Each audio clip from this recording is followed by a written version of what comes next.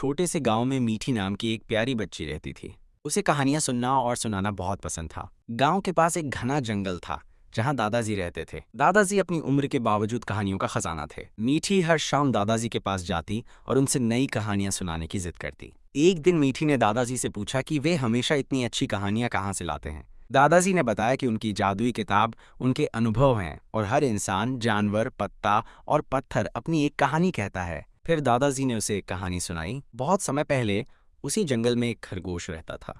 वो बहुत तेज दौड़ता था, पर उसे जल्दबाजी रहती थी। एक दिन उसने एक कछुए का मजाक उड़ाया और कछुए ने खरगोश की चुनौती स्वीकार कर ली। दौड़ शुरू हुई। खरगोश तेजी से भागा और कछुए से बहुत आगे निकल गया।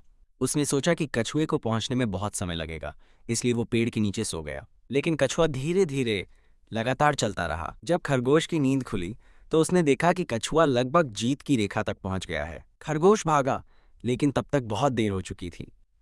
कछुआ जीत गया। दादाजी ने मीठी को बताया कि इस कहानी में एक महत्वपूर्ण सबक है।